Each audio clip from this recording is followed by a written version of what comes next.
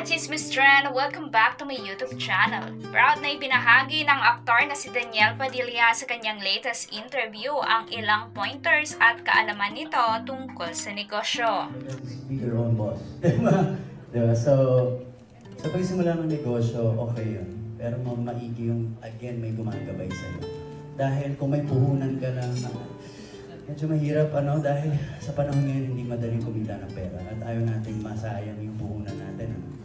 So, mas mabuti na meron tayong mentor o yun nga, again, gumagabay sa atin pagdating sa negosyo. Samantala, kinilig naman si Daniel nang marinig ang pangalan ni Catherine at mukhang naalala nga nito ang kanyang ex na sikat sa kanyang interview kahapon. Si Catherine with the INE. Correct. Catherine Garcia and all the other staff in the unit. And of course, andito rin si Justin at sino pang nakalimutan ko? Nako, meron talaga akong memory lapse ngayon. Si Miss Giselle nandito din.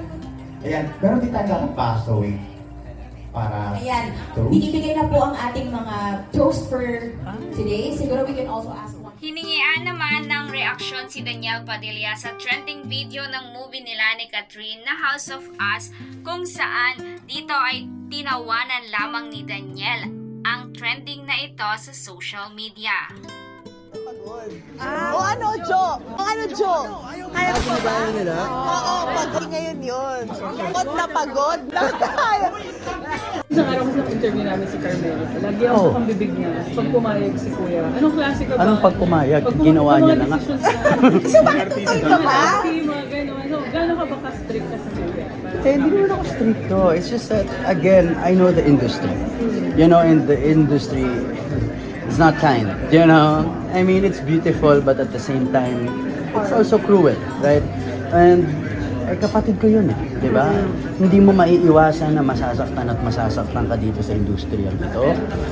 And, basta kaya, yun yung sinabi ko sa kanya, just be careful and yun nga, dapat buo ang puso mo, kilala mo ang sarili mo. Kasi kahit anong sabihin ng tao sa'yo, pag kilala mo ang sarili mo, doesn't matter. Ganyan ko ikaw masusunod. Hindi mo siya ialaw.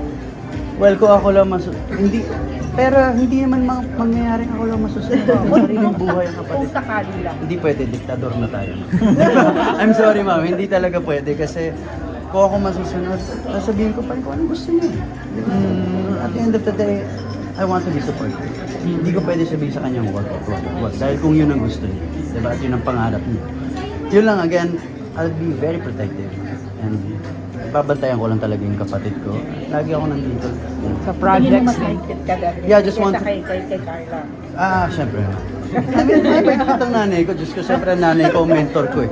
Diba, all my wisdom came from my mother. Diba, lahat yan ang galing sa nanay ko. So, andyan ang, swerte siya nandyan ng nanay ko.